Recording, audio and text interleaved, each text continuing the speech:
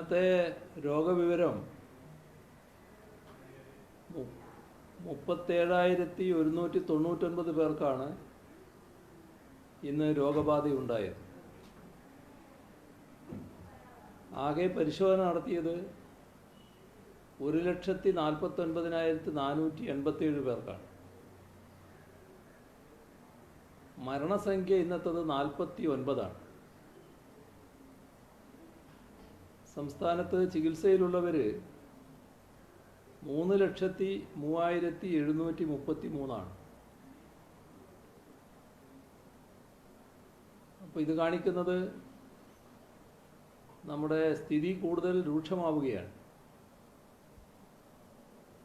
അത്തരമൊരു പശ്ചാത്തലത്തിൽ എല്ലാ തലത്തിലും ഇടപെടൽ ശക്തിപ്പെടുത്തിയിട്ടുണ്ട്.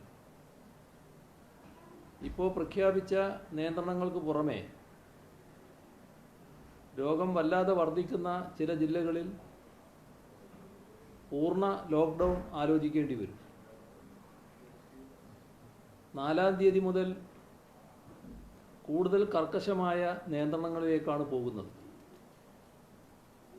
സംസ്ഥാന കേന്ദ്ര സർക്കാർ ഓഫീസുകളുടെ പ്രവർത്തനം അവശ്യ സർവീസിന് മാത്രമായി പരിമിതപ്പെടുത്തുന്നത് ആലോചിച്ചിട്ടുണ്ട്. അവശ്യ വസ്തുക്കൾ വിൽക്കുന്ന സ്ഥാപനങ്ങൾ തുറക്കും. ഹോട്ടലും റെസ്റ്റോറൻറ്റുകളും ഇവയിൽ നിന്ന് പാഴ്സൽ മാത്രമേ നൽകാൻ പാടുള്ളൂ. ഹോം ഡെലിവറിയാണ് അനുവദിക്കുക. ഡെലിവറി നടത്തുന്നവരുടെ വിവരങ്ങൾ ശേഖരിക്കുകയും നിശ്ചിത ഇടവേളകളിൽ പരിശോധന നടത്തുകയും ചെയ്യുന്നത് ആലോചിച്ചിട്ടുണ്ട്. സുഗമമായ ചരക്ക് നീക്കം ഉറപ്പാക്കും. എയർപോർട്ട്, റെയിൽവേ ഇവയിലെ യാത്രക്കാർക്ക് തടസ്സമുണ്ടാവില്ല. ഓക്സിജൻ, ആരോഗ്യ മേഖലയ്ക്ക് വേണ്ട വസ്തുക്കൾ, സാനിറ്റേഷൻ വസ്തുക്കൾ ഇവയുടെ നീക്കം തടസ്സമില്ലാതെ അനുവദിക്കും. ടെലികോം, ഇൻ്റർനെറ്റ് ഈ സേവനങ്ങൾക്ക് മുടക്കമുണ്ടാവില്ല. ബാങ്കുകൾ കഴിയുന്നതും ഓൺലൈൻ ഇടപാട് നടത്തണം. 2 മണിക്ക് ശേഷം ബാങ്കുകൾ പ്രവർത്തിക്കുന്നതിൽ ഇടപെടാൻ നോക്കും. ആൾക്കൂട്ടം ഒരു കാരണവശാലും അനുവദിക്കാൻ പറ്റില്ല. നേരത്തെ നിശ്ചയിച്ചിട്ടുണ്ട് കല്യാണത്തിന് 50 പേര്, മരണചടങ്ങുകൾക്ക് 20 പേര്. അതിലധികരിക്കാതിരിക്കാൻ എല്ലാ കരുതലും വേണം. അതിഥി തൊഴിലാളികൾക്ക് അതാതിടത്ത് ജോലി ചെയ്യുന്നതിന് തടസ്സമില്ല. റേഷൻ, സിവിൽ സപ്ലൈസ് ഷോപ്പുകൾ തുറക്കും. ഇത്തരം നിയന്ത്രണങ്ങളുടെ വിശദാംശങ്ങൾ ഉത്തരവായി ചീഫ് സെക്രട്ടറി ഇറക്കും. ആരാധനാലയങ്ങളിൽ പരമാവധി 50 പേർക്ക് പ്രാർത്ഥന നടത്താമെന്നത് എല്ലാ ആരാധനാലയങ്ങളിലും 50 എന്ന അർത്ഥത്തിലാകരുത്. ചില സ്ഥലങ്ങളിൽ തീരെ സൗകര്യമുണ്ടാകണമെന്നില്ല. വലിയ സൗകര്യമുള്ള സ്ഥലത്താണ് 50. അപ്പോൾ സൗകര്യം കുറഞ്ഞെടുത്ത് അതിനനുസരിച്ച് ആളുകളുടെ എണ്ണം കുറക്കണം. കോവിഡ് ഇതര രോഗങ്ങൾക്ക് ആവശ്യമായ ചികിത്സ ഉറപ്പാക്കാൻ ജാഗ്രത കാണിക്കണം.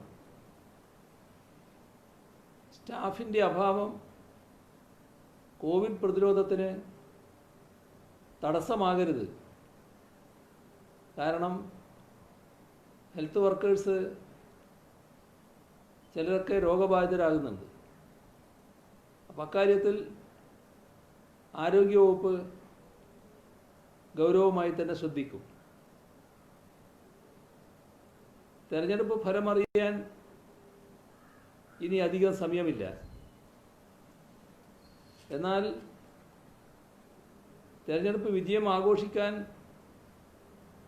സാധിക്കാത്തൊരു സന്ദർഭമാണിത് എന്നെല്ലാവരും ഓർമ്മ വെക്കണം. ആൾക്കൂട്ടങ്ങൾ മഹാമാരിയെ കൂടുതൽ ശക്തമാക്കും. രോഗം ശക്തമായി വ്യാപിക്കുന്നതിനിടയാക്കും. അതിന് ഇടവരുത്തരുത്. രാജ്യത്തെ കോവിഡ് വ്യാപനം അത്യധികം രൂക്ഷമായിക്കൊണ്ടിരിക്കുകയാണ്. ഇപ്പോൾ പ്രതിദിന മരണസംഖ്യ 3500-ന് മുകളിലെത്തിയിരിക്കുന്നു. ഏകദേശം 4 ലക്ഷത്തോളം കേസുകൾ എന്നും റിപ്പോർട്ട് ചെയ്യപ്പെടുന്ന സാഹചര്യമാണുള്ളത്. കേരളത്തിലും കേസുകൾ കൂടി വരുന്ന സാഹചര്യം തന്നെയാണുള്ളത്. American journal of tropical medicine and ഹൈജീനും proceedings of the national academy of സയൻസസും നടത്തിയ പഠനഫലങ്ങൾ ഈ ഘട്ടത്തിൽ നാം ഗൗരവത്തോടെ കാണേണ്ടതാണ്. കോവിഡ് വ്യാപനം നിയന്ത്രണ വിധേയമാക്കിയ ലോകത്തെ വിവിധ പ്രദേശങ്ങളിലെല്ലാം മാസ്കുകളുടെ ഉപയോഗം കർക്കശമായി നടപ്പിലാക്കപ്പെട്ടിരുന്നു എന്നവർ കണ്ടെത്തി. മാസ്കുകളുടെ ശാസ്ത്രീയമായ ഉപയോഗം എത്രമാത്രം പ്രധാനപ്പെട്ടതാണ് എന്നാണ് ഈ പഠനം വ്യക്തമാക്കുന്നത്. വീടിന് പുറത്തെവിടെയും ഡബിൾ മാസ്കിംഗ് ഉപയോഗിക്കുന്നത് പ്രധാനമാണെന്ന് പലതവണ വ്യക്തമാക്കിയതാണ്. അത്രയും പ്രധാനപ്പെട്ട കാര്യമായതുകൊണ്ട് അക്കാര്യം വീണ്ടും ഓർമ്മിപ്പിക്കുകയാണ്. ഡബിൾ മാസ്കിംഗ് ചെയ്യുക എന്നാൽ 2 തുണി മാസ്കുകൾ ധരിക്കുക എന്നല്ല. ഒരു സർജിക്കൽ മാസ്ക് ധരിച്ചതിന് ശേഷം അതിനു മുകളിൽ തുണി മാസ്ക് ധരിക്കുകയാണ് വേണ്ടത്. ഈ തരത്തിൽ മാസ്കുകൾ ധരിക്കുകയും കൈകൾ ഇടയ്ക്കിടെ ശുചിയാക്കുകയും ചെയ്താൽ രോഗബാധ വലിയ തോതിൽ തടയാൻ നമുക്ക് സാധിക്കും. മാസ്കുകൾ ധരിക്കുന്നതിൻ്റെ പ്രാധാന്യം ജനങ്ങളെ ബോധവൽക്കരിക്കാൻ വ്യക്തികളും സംഘടനകളും മുന്നോട്ട് വരണമെന്നുകൂടി ഈ ഘട്ടത്തിൽ അഭ്യർത്ഥിക്കട്ടെ. സിനിമ, സാംസ്കാരിക മേഖലകളിലെ പ്രമുഖരും മതമേലധ്യക്ഷന്മാരും രാഷ്ട്രീയ നേതാക്കളും സാഹിത്യകാരന്മാരും മാധ്യമപ്രവർത്തകരും ഉൾപ്പെടെ എല്ലാ തുറകളിലുള്ളവരും മാസ്കുകൾ ധരിക്കുന്ന പ്രാധാന്യത്തെക്കുറിച്ച് ജനങ്ങളെ ബോധവൽക്കരിക്കാൻ ഇടപെടണം. അത്തരത്തിലുള്ള ഇടപെടൽ നമ്മുടെ അയൽരാജ്യമായ ബംഗ്ലാദേശിൽ മികച്ച മാറ്റമുണ്ടാക്കിയെന്ന് പ്രസിദ്ധമായ യേൽ സർവകലാശാലയുടെ പഠനം കണ്ടെത്തിയിട്ടുണ്ട്. ഈ ഘട്ടത്തിൽ അത്തരമൊരു ഇടപെടൽ എല്ലാവരുടെയും ഭാഗത്തു നിന്ന് ഉണ്ടാകണമെന്നുകൂടി അഭ്യർത്ഥിക്കുന്നു. ഓഫീസിടങ്ങളിൽ പലപ്പോഴും ഇത്തരം ശ്രദ്ധ കുറയുന്ന ഒരു പ്രവണതയുണ്ട്. മാസ്കുകൾ ധരിക്കുന്നതിൽ അലംഭാവവും അശ്രദ്ധമായ അടുത്തിടപെടലും ജോലിസ്ഥലങ്ങളിൽ ഉണ്ടാകാൻ പാടുള്ളതല്ല. ഒരുമിച്ചിരുന്ന് ഭക്ഷണം കഴിക്കുന്നതും ഒഴിവാക്കേണ്ടതാണ്. ഭീതിക്ക് കീഴ്പ്പെടാതെ ആത്മവിശ്വാസത്തോടെയും പ്രത്യാശയോടെയും പ്രവർത്തിക്കേണ്ട സന്ദർഭമാണിത്. എന്നാൽ അറിഞ്ഞും അറിയാതെയും ജനങ്ങളെ അടിസ്ഥാനരഹിതമായ ആശങ്കകളിലേക്ക് തള്ളിവിടാനുള്ള ശ്രമങ്ങൾ ചിലരെങ്കിലും നടത്തുന്നതായി കാണാൻ കഴിയുന്നുണ്ട്. പിഴവുകൾ ചൂണ്ടിക്കാണിക്കുന്ന വിമർശനങ്ങൾ അനിവാര്യമാണെന്നതിൽ തർക്കമൊന്നുമില്ല. എന്നാൽ വാസ്തവവിരുദ്ധവും അതിശയോക്തി കലർന്നതുമായ സന്ദേശങ്ങൾ പ്രചരിപ്പിക്കുന്നത് ഇതുപോലൊരു ഘട്ടത്തിൽ ഉറപ്പിക്കാനാവാത്ത കുറ്റകൃത്യമാണ്. അത്തരം പ്രവർത്തികൾ ചെയ്യുന്നവർക്കെതിരെ ശക്തമായ നിയമ നടപടികൾ സ്വീകരിക്കും. കോവിഡ് മാനദണ്ഡം പാലിക്കുന്നതിൽ വീഴ്ച വരുത്തിയ ചാത്തന്നൂരിലെ സ്വകാര്യ ധനകാര്യ സ്ഥാപനം ജില്ലാ കലക്ടർ അടപ്പിച്ചു.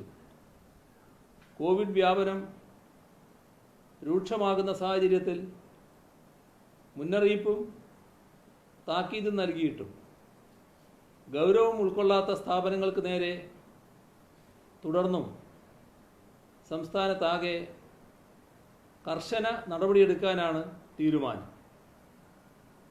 ഹാർബറുകളിൽ നിയന്ത്രണങ്ങളും പരിശോധനകളും കൂടുതൽ ശക്തിപ്പെടുത്തും. പത്തനംതിട്ട ജില്ലയിൽ ആശുപത്രികളിൽ നേരിട്ട നേരിയ ഓക്സിജൻ ക്ഷാമം പൂർണ്ണമായി പരിഹരിച്ചു. 90 ഇൻഡസ്ട്രിയൽ ഓക്സിജൻ സിലിണ്ടറുകൾ വ്യവസായ വകുപ്പിൻ്റെ നേതൃത്വത്തിൽ ഏറ്റെടുത്ത് ആരോഗ്യ വകുപ്പിന് കൈമാറി. സൂപ്പർ മാർക്കറ്റ്, വാഹന ഷോറൂമുകൾ, ബാങ്കുകൾ, ധനകാര്യ സ്ഥാപനങ്ങൾ, വലിയ തുണിക്കടകൾ ഇവയെല്ലാം കേന്ദ്രീകരിച്ച് ക്ലസ്റ്ററുകൾ രൂപപ്പെടുന്നുണ്ട്. ഇതുപോലുള്ള സ്ഥാപനങ്ങൾ കേന്ദ്രീകരിച്ചു. അത്തരം സ്ഥലങ്ങളിൽ ആൾക്കൂട്ടം ഒഴിവാക്കാൻ നടത്തിപ്പുകാർ തന്നെ മുൻകൈയെടുക്കണം. ആലപ്പുഴ ജില്ലയിൽ കോവിഡ് ബാധിതർക്കായി കഞ്ഞിക്കുഴിയിലും തണ്ണീർമുക്കത്തും tele counselling centre, call centre ആരംഭിച്ചു. ആംബുലൻസുകളില്ലാത്ത തദ്ദേശ സ്ഥാപനങ്ങൾക്ക് ആംബുലൻസുകൾ ലഭ്യമാക്കാൻ ജില്ലാ പഞ്ചായത്ത് നടപടി സ്വീകരിച്ചിട്ടുണ്ട്. കോട്ടയം ജില്ലയിൽ എല്ലാ താലൂക്കുകളിലും സെക്കൻഡ് ലൈൻ ട്രീറ്റ്മെൻറ്റ് സെൻ്ററുകൾ ആരംഭിച്ചിട്ടുണ്ട്. നിലവിൽ 15 CFLTCകളും 33 ഡൊമിസിലറി കെയർ സെൻ്ററുകളുമുണ്ട്. കോവിഡ് ബാധിച്ചവരുടെ എണ്ണത്തെ സംബന്ധിച്ച തെറ്റായ വിവരങ്ങൾ കഴിഞ്ഞ ദിവസം വോയിസ് മെസ്സേജായി സമൂഹ മാധ്യമങ്ങളിൽ പ്രചരിപ്പിക്കുകയുണ്ടായി. ഈ സംഭവത്തിൽ പോലീസ് കേസ് രജിസ്റ്റർ ചെയ്തിട്ടുണ്ട്. ഇത്തരം വ്യാജ സന്ദേശങ്ങളും ചിത്രങ്ങളും തയ്യാറാക്കുന്നവർക്കെതിരെ മാത്രമല്ല, പ്രചരിപ്പിക്കുന്നവർക്കെതിരെയും നടപടി സ്വീകരിക്കാൻ പോലീസിന് നിർദ്ദേശം നൽകിയിട്ടുണ്ട്. എറണാകുളം ജില്ലയിൽ ഓക്സിജൻ വാർ റൂം പ്രവർത്തനം ആരംഭിച്ചതിന് പുറമെ ആശുപത്രി ചികിത്സ ആവശ്യമുള്ളവർക്ക് അതിനുള്ള സൗകര്യം ഉറപ്പുവരുത്തുന്നതിനുള്ള shifting control room, data centre എന്നിവയും പ്രവർത്തനം തുടങ്ങി. സ്റ്റേഡിയം മെട്രോ സ്റ്റേഷൻ കെട്ടിടത്തിലാണ് 2 വാർ റൂമുകളും പ്രവർത്തിക്കുക. 80ഓളം പേരെ ഇവിടേക്ക് നിയോഗിച്ചു. പാലക്കാട്ട് കണ്ടെയ്ൻമെൻറ്റ് സോണുകളിൽ കൂടുതൽ നിയന്ത്രണങ്ങൾ ഏർപ്പെടുത്തി. അവശ്യവസ്തുക്കൾ വിൽക്കുന്ന കടകൾ മാത്രം 6 മണിവരെ തുറന്ന് പ്രവർത്തിക്കുക. പൊതുവാഹന ഗതാഗതത്തിന് പൂർണ്ണമായ നിരോധനം. ആഴ്ചച്ചന്തകൾ, വഴിവാണിഭങ്ങൾ എന്നിവയ്ക്ക് പൂർണ്ണമായ നിരോധനം. ഹോട്ടലുകളിൽ ഹോം ഡെലിവറി, പാർസൽ സർവീസ്, എന്നിവയ്ക്ക് മാത്രം അനുവാദം. ഇത്തരം നിയന്ത്രണങ്ങളാണ് കൊണ്ടുവന്നത്. കോവിഡ് ചികിത്സയിൽ ഓക്സിജൻ ക്ഷാമം പ്രതിസന്ധി സൃഷ്ടിക്കാതിരിക്കാൻ കോഴിക്കോട് ജില്ലയിൽ ജാഗ്രതാ സമിതിക്ക് രൂപം നൽകി. സർക്കാർ സ്വകാര്യ ആശുപത്രികളിൽ നോഡൽ ഓഫീസർമാരെ നിയോഗിച്ചു. എല്ലാ മതവിഭാഗങ്ങളുടെയും ആരാധനാലയങ്ങളിൽ കർശന നിയന്ത്രണം ഉണ്ടാവണമെന്ന് നിർദ്ദേശം നൽകിയിട്ടുണ്ട്. കണ്ണൂർ ജില്ലയിൽ RRTകളുടെ പ്രവർത്തനം കൂടുതൽ വിപുലമാക്കുന്നതിനായി തദ്ദേശ സ്ഥാപന തലത്തിൽ 15,000-ഓളം പുതിയ വളണ്ടിയർമാരെ സജ്ജമാക്കിയിട്ടുണ്ട്. ക്വാറന്റീൻ നിരീക്ഷണം, സഹായമെത്തിക്കൽ തുടങ്ങിയ കാര്യങ്ങൾക്ക് ഇവരുടെ സേവനം ഉപയോഗപ്പെടുത്തും. കാസർഗോഡ് ജില്ലയിൽ ചട്ടഞ്ചാൽ വ്യവസായ പാർക്കിൽ തദ്ദേശ സ്വയംഭരണ സ്ഥാപനങ്ങളുടെ സംയുക്ത പദ്ധതിയായി 1,93,00,000 രൂപ ചെലവിൽ ഓക്സിജൻ പ്ലാന്റ് സ്ഥാപിക്കും. എല്ലാ ജില്ലകളിലും ഓക്സിജൻ വാർ റൂമുകൾ ആരംഭിക്കുകയാണ്. സംസ്ഥാന തലത്തിൽ ഓക്സിജൻ വാർ റൂം ഉണ്ടാവും. ജില്ലാതലത്തിൽ പരിഹരിക്കാനാവാത്ത വിഷയങ്ങൾ ഇവിടേക്ക് വിടാം. ആവശ്യമായ ബെഡുകൾ, ICU, വെന്റിലേറ്റർ, ആംബുലൻസ് തുടങ്ങിയ എല്ലാ സൗകര്യങ്ങളും മുൻപുണ്ടായിരുന്നതിനേക്കാൾ വർദ്ധിച്ചു കഴിഞ്ഞു. സൗകര്യങ്ങളുടെ ശാക്തീകരണം തുറന്നുകൊണ്ടിരിക്കുകയാണ്. ആരോഗ്യമേഖലയിലെ മനുഷ്യവിഭവവും ശക്തമാക്കുകയാണ്. ഇത്തരത്തിൽ ജനങ്ങളുടെ സുരക്ഷ ഉറപ്പാക്കാനുള്ള പരമാവധി പ്രവർത്തനങ്ങളുമായി സർക്കാർ ഈ നാടിന് കാവലൊരുക്കാൻ ശ്രമിക്കുകയാണ്. നമ്മുടെ ആരോഗ്യ സംവിധാനത്തിൻ്റെ പരിധിക്ക് മുകളിലോട്ട് രോഗവ്യാപനം ഉണ്ടാകാതിരിക്കാനുള്ള മുൻകരുതലുകളും മികച്ച രീതിയിൽ നടപ്പിലാക്കുന്നുണ്ട്. അതുകൊണ്ട് അനാവശ്യമായ ഭീതിക്കോ ആശങ്കക്കോ കീഴ്പ്പെടാതെ സമൂഹം എന്ന നിലക്ക് കാണിക്കേണ്ട ജാഗ്രതയാണ് എല്ലാവരിൽ നിന്നും ഉണ്ടാകേണ്ടത്. സർക്കാരിനും ആരോഗ്യ സംവിധാനങ്ങൾക്കും ജനങ്ങളിൽ നിന്ന് ലഭിക്കേണ്ട പിന്തുണ നിങ്ങളുടെ വിട്ടുവീഴ്ചയില്ലാത്ത ജാഗ്രതയാണ്. അത് നൽകുമെന്ന് ഉറപ്പുവരുത്തുക. എങ്കിൽ ഈ മഹാമാരിയെ വിജയകരമായി നമ്മൾ മറികടന്നിരിക്കും. തദ്ദേശ സ്വയംഭരണ സ്ഥാപനങ്ങൾ സ്വയം ലോക്ക്ഡൗൺ പ്രഖ്യാപിക്കരുത്. ഇത് നിയമപരമായി നിലനിൽക്കുന്നതല്ല.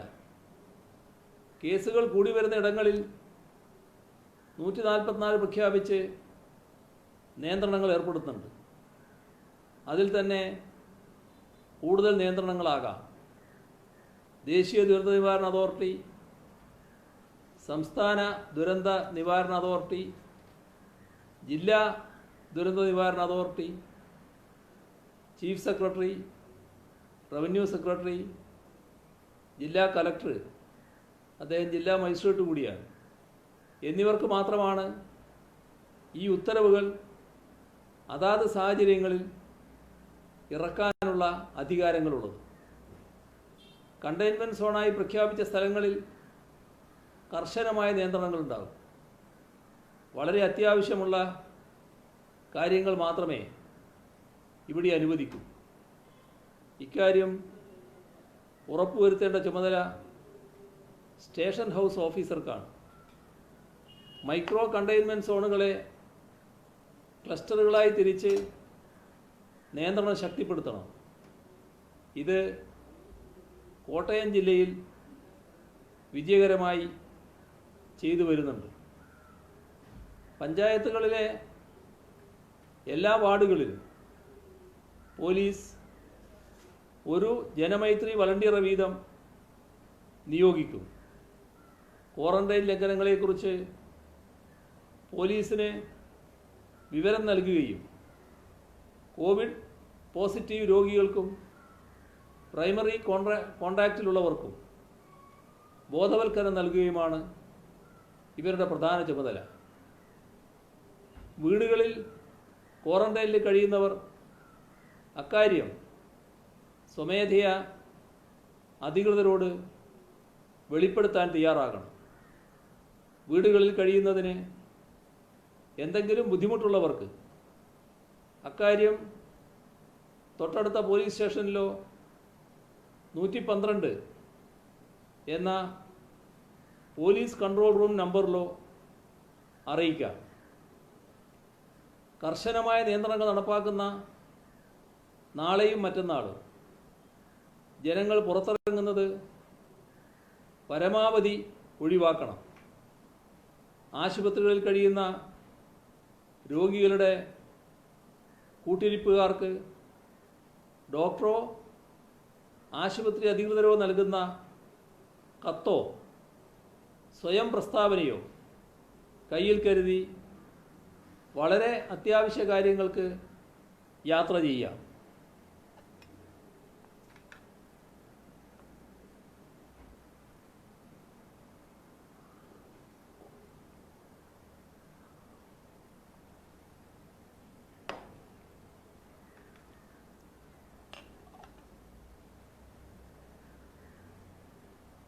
മാർക്കറ്റിലെ സ്ഥാപനങ്ങളും കടകളും നിശ്ചിത സമയത്ത് അടക്കുകയും തുറക്കുകയും ചെയ്യുന്നുവെന്ന് മാർക്കറ്റ് കമ്മിറ്റികൾ ഉറപ്പുവരുത്തണം.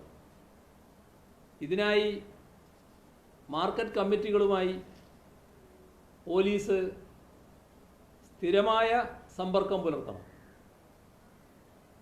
ഇരുചക്ര വാഹനങ്ങളിൽ ഒരാൾ മാത്രം സഞ്ചരിക്കുന്നതാണ് ഉചിതം.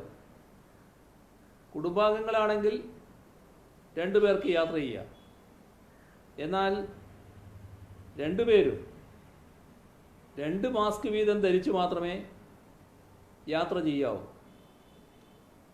അതിഥി തൊഴിലാളികൾക്കിടയിൽ ആത്മവിശ്വാസം വളർത്തുന്നതിന് ഡിവൈഎസ്പിമാരും സ്റ്റേഷൻ ഹൗസ് ഓഫീസർമാരും അവരുടെ ക്യാമ്പുകൾ സന്ദർശിക്കണം. കഴിഞ്ഞ 24 മണിക്കൂറിനുള്ളിൽ മാസ്ക് ധരിക്കാത്ത 21,638 പേർക്കെതിരെയാണ് സംസ്ഥാനത്ത് കേസ് രജിസ്റ്റർ ചെയ്തത്. സാമൂഹ്യ അകലം പാലിക്കാത്തതിന് 10,695 കേസുകളും രജിസ്റ്റർ ചെയ്തു. 66,52,000 രൂപയാണ് ഒരു ദിവസം കൊണ്ട് പിഴയായി ഈടാക്കിയത്. ആരോഗ്യമേഖലയിലെ സൗകര്യങ്ങളെക്കുറിച്ച് അറിയാനോ സേവനങ്ങൾ ലഭിക്കാനോ വേണ്ടി ജനങ്ങൾ അതാത് ജില്ലകളിലെ ഡിസ്ട്രിക്ട് പ്രോഗ്രാം സപ്പോർട്ട് യൂണിറ്റുകളിലെ DPMSU കോൾ സെൻറ്റർ സൗകര്യങ്ങൾ ഉപയോഗപ്പെടുത്തണം. ചികിത്സ ആവശ്യമായി വരുന്നവർ നേരിട്ട് ആശുപത്രികളിൽ പോയി അഡ്മിറ്റ് ആകുന്നതിന് പകരം ആദ്യം ജില്ലാ കൺട്രോൾ റൂമിലോ അല്ലെങ്കിൽ അടുത്തുള്ള ആരോഗ്യ പ്രവർത്തകരെയോ അറിയിച്ചതിന് ശേഷം ചികിത്സ ലഭ്യമാക്കാൻ ശ്രമിക്കുക. ആശുപത്രികളുടെയും ഓക്സിജൻ, ICU, വെന്റിലേറ്ററുകൾ തുടങ്ങിയ സൗകര്യങ്ങളുടെയും മെച്ചപ്പെട്ട മാനേജ്മെൻറ്റിന് അത് സഹായകമാകും.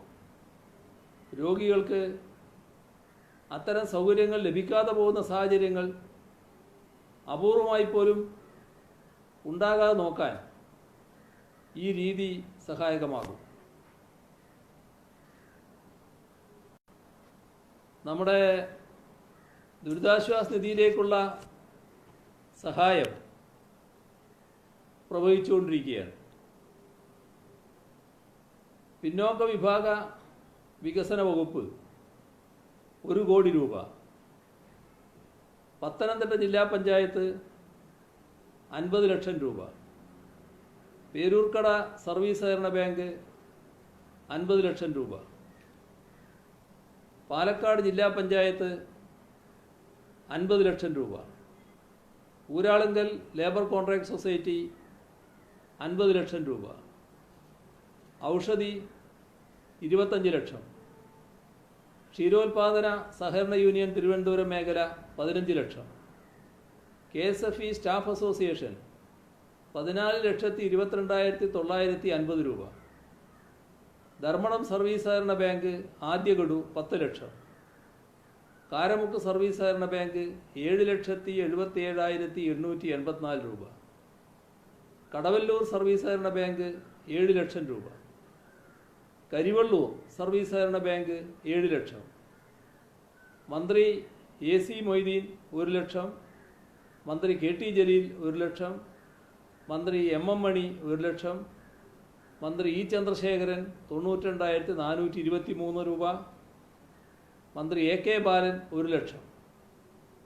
ക്യാപ്റ്റൻ ലക്ഷ്മി സൈഗാൾ കാരുണ്യ കേന്ദ്രം തൃശൂർ 6 ലക്ഷം രൂപ. നെന്മാറ മണ്ഡലത്തിലെ പല്ലശ്ശന ഗ്രാമപഞ്ചായത്ത് 5 ലക്ഷം രൂപ. KSRTC employees association 5 lakh. Kerala Sastra Sahitya Parishad Thrissur ജില്ല 4,32,700 രൂപ. Norka roots director CB Rappai 2 lakh രൂപ. നെടുമങ്ങാട് സർവീസ് സഹകരണ ബാങ്ക് 2 ലക്ഷം. മണർക്കാട് ഗ്രാമപഞ്ചായത്ത് ഭരണസമിതി 2 lakh. Kerala state ASHA workers federation 1,50,000 രൂപ. സിയാന ട്രാവൽസ് LLC അജ്മൽ 1 ലക്ഷം രൂപ. Retired assistant engineer Ramakrishnan AR 1 lakh. Retired high court judge justice G Sivarajan 1 lakh രൂപ. Advocate general CP Sudhakar Prasad 1 lakh രൂപ. ശ്രീകുമാർ S എറണാകുളം പുത്തൻകുരിശ് 1 ലക്ഷം രൂപ. Retired high court judge CS Rajan 1 lakh രൂപ. ദുബായ് എമിറേറ്റ്സ് ജീവനക്കാർ 96,000 രൂപ. തുമ്പരത്തി ലെനിൻ്റെ സ്മരണാർത്ഥം കുടുംബാംഗങ്ങൾ 50,000 രൂപ. ലാൽസലാം നവമാധ്യമ കൂട്ടായ്മ തൃക്കരിപ്പൂർ 50,000 രൂപ. മലപ്പുറം ജില്ലയിലെ വാഴയൂർ ഗ്രാമപഞ്ചായത്ത് ജനപ്രതിനിധികളും ജീവനക്കാരും ചേർന്ന് 45,500 രൂപ. മുൻ മന്ത്രി PK ഗുരുദാസൻ 25,000 രൂപ. കിഴക്കൻ ആഫ്രിക്കയിലെ ടാൻസാനിയയിൽ നിന്നുള്ള ലോ കേരള സഭാംഗം PV ജയരാജ് 50,000 രൂപ. വടകര നഗരസഭയിലെ ഹരിയാലി ഹരിതകർമ്മസേന 50,000 രൂപ. പേര് വെളിപ്പെടുത്താൻ ആഗ്രഹിക്കാത്ത ഒരു വിരമിച്ച വൈദികൻ സഭയിൽ നിന്ന് തനിക്ക് ലഭിക്കുന്ന ഒരു മാസത്തെ പെൻഷൻ തുക 8,730 രൂപ. ബെഫി കോഴിക്കോട് ജില്ലാ ജോയിന്റ് സെക്രട്ടറി ചന്ദ്രൻ T തേലക്കര 36,000 രൂപ. പയ്യന്നൂർ പുളിങ്ങോ മലയോര മേഖല ബസ് തൊഴിലാളി കൂട്ടായ്മ ഡബിൾ ബെൽസ് 30,150 രൂപ. ശ്രീശക്തി കുടുംബശ്രീ പാലക്കാട് 30,000 രൂപ. Sudheeran V Palakkad railway colony 25,000 രൂപ. തലശ്ശേരി ക്രൈസ്റ്റ് കോളേജ് 50,000 രൂപ. Pinarayi AKG memorial government higher secondary സ്കൂളിലെ +2 ബയോളജി സയൻസ് A ബാച്ച് വിദ്യാർത്ഥികൾ 17,320 രൂപ. ആശാലത P കൊടുവഴന്നൂർ 5,000 രൂപ. തലോറ AKG സ്മാരക കലാസമിതി പ്രവർത്തകർ 6,000 രൂപ. ആദർശ് AR ആനയറ 1,525 രൂപ. ഋതു V കൊടുവഴന്നൂർ 2,005 രൂപ. നിർമ്മൽ അട്ടപ്പള്ളി മകൻ്റെ പിറന്നാൾ ആഘോഷം ഒഴിവാക്കി തുക ദുരിതാശ്വാസ നിധിയിലേക്ക് കൈമാറി. ഇത്രയും വിവരങ്ങളാണ് ഇന്ന് പങ്കുവെക്കാനുള്ളത്.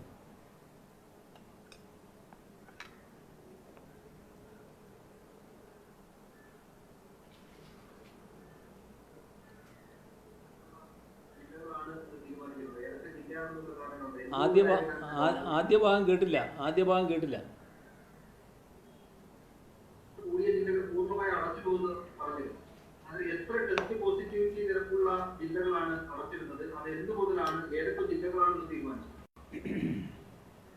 ഇപ്പോൾ ഇപ്പോൾ അടച്ചിടാൻ തീരുമാനിച്ചു കഴിഞ്ഞിട്ടില്ല.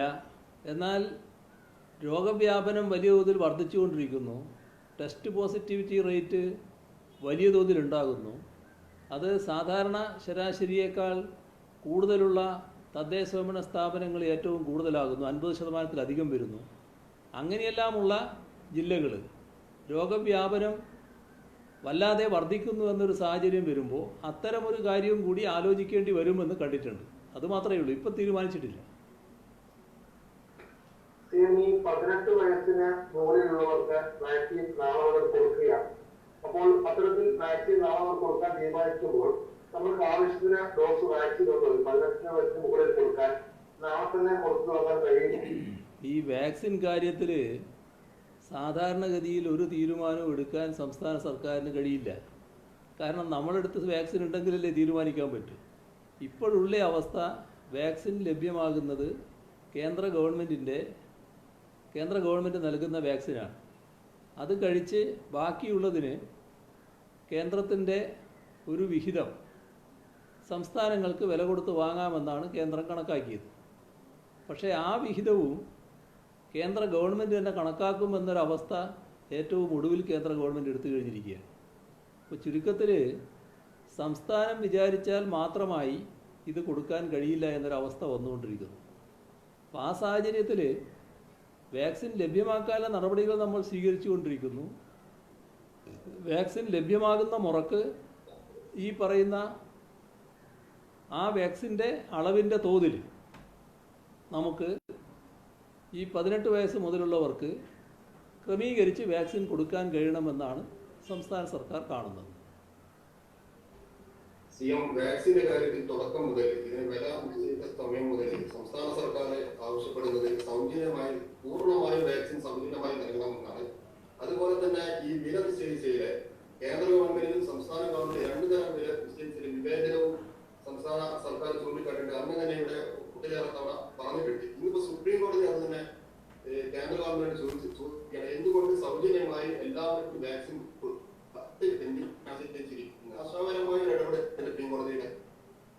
അല്ല, ഇതിൽ ഈ വാക്സിൻ എന്നത് ഒരു പുതിയ കാര്യമല്ല. ഈ നമ്മുടെ കൊറോണ വൈറസ് പുതിയ കാര്യമാണ്. പക്ഷേ നമ്മുടെ രാജ്യത്ത് ഒരുപാട് പകർച്ചവ്യാധികൾക്കെതിരെ നമ്മൾ വാക്സിൻ ഉപയോഗിച്ചിട്ടുണ്ട്, ഇപ്പോഴും ഉപയോഗിച്ചുകൊണ്ടിരിക്കുന്നുണ്ട്. ആ എല്ലാ വാക്സിനും കേന്ദ്ര ഗവൺമെൻറ്റാണ് രാജ്യത്തിനാകെ നൽകുന്നത്. ആ എല്ലാ വാക്സിനും സൗജന്യമായാണ് നൽകിയിട്ടുള്ളത്. ഇതേവരെയുള്ള എല്ലാ വാക്സിനും സംസ്ഥാനങ്ങൾ സൗജന്യമായാണ് ആളുകൾക്ക് നൽകിയിട്ടുള്ളത്. അപ്പോൾ ഈ വൈറസിനെ നേരിടാൻ മാത്രം വില ഈടാക്കുമെന്ന് പറയുന്നതിന് യാതൊരു ഔചിത്യവുമില്ല. ഇതാണ് സംസ്ഥാന ഗവൺമെൻറ് തുടക്കം മുതൽ സ്വീകരിച്ച നില. അതുകൊണ്ടാണ് വാക്സിൻ സൗജന്യമായി തന്നെ നൽകും എന്നൊരു നിലപാട് സംസ്ഥാനം സ്വീകരിക്കാനിടയായത്. വിലയുടെ കാര്യം, വില കേന്ദ്ര ഗവൺമെൻറ്റിന് ഒരു വിലയും സംസ്ഥാന ഗവൺമെൻറ് മറ്റൊരു വിലയും എന്ന നിലപാട് സ്വീകരിക്കാൻ പാടുണ്ടോ? അത് തീർത്തും തെറ്റായിട്ടുള്ളൊരു കാര്യമല്ല. ഗവൺമെൻറ്റുകൾക്കെല്ലാം ഒരേപോലെ തന്നെയല്ലേ വേണ്ടത്. പ്രൈവറ്റിൽ കൊടുക്കുന്നത് അതിൻ്റെ വിലയും എത്ര എന്ന് ക്രമീകരിക്കാൻ കഴിയണ്ടേ? തോന്നിയ പോലെ വില ഈടാക്കാൻ പ്രൈവറ്റുകാർക്ക് പറ്റുമോ? അപ്പോൾ ഇത്തരം കാര്യങ്ങളിൽ ഒരു ക്രമീകരണം കേന്ദ്ര ഗവൺമെൻറ്റിൽ നിന്നുണ്ടാകുന്നില്ല എന്നതുകൊണ്ടാണ് ബഹുമാനപ്പെട്ട സുപ്രീം കോടതിയുടെ ഇപ്പോഴുള്ള വിമർശനം ഉയർന്നത് എന്നാണ് ഞാൻ മനസ്സിലാക്കുന്നത്.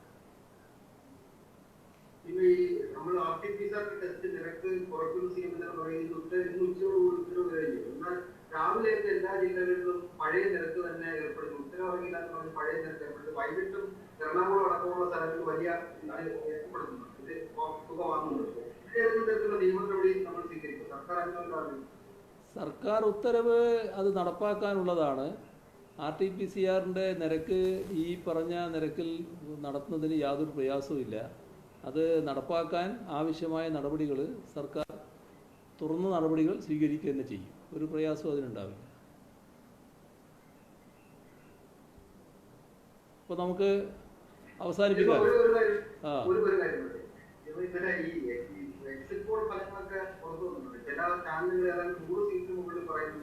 എല്ലാ ചാനലുകളും പറയുന്നത് അല്ല അതിനിപ്പോൾ നാളെ കഴിഞ്ഞാൽ എണ്ണുന്നല്ലേ, അത് പിന്നെ പ്രത്യേകിച്ചൊന്നും പറയാനില്ലല്ലോ. ഞാൻ നേരത്തെ ഇന്നലെ എൻ്റെ പ്രതികരണം നേരത്തെ പറഞ്ഞിരുന്നല്ലോ, നിങ്ങൾ ചോദിച്ചു. അത് പിന്നെ ഞാൻ വീണ്ടും ആവർത്തിക്കേണ്ടതില്ല. ഏതായാലും നമുക്കനി എണ്ണുന്നവരെ കാത്തിരിക്കുക. ശരി. പ്രതിപക്ഷ നേതാവ് പറഞ്ഞിരിക്കുന്നത് പിന്നെ പരാജിതന്റെ ആത്മവിശ്വാസമാണ് മുഖ്യമന്ത്രി പ്രകടിപ്പിക്കുന്നത്. അതേതാണെന്ന് നമുക്ക് കാണാം, കണ്ടട്ടെ, എണ്ണീറ്റ് പറയാലോ, അതല്ലേ നല്ലത്. ശരി.